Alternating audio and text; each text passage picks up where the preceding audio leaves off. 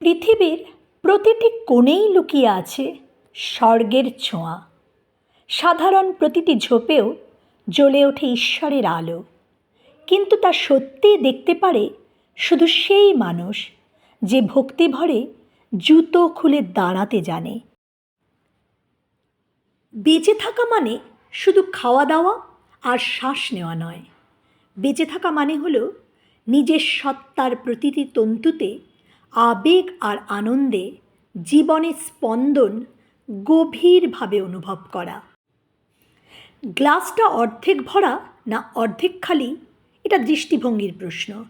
আপনি যদি ঢালেন মনে হবে ভরছে, আর যদি পান করেন মনে হবে খালি হচ্ছে।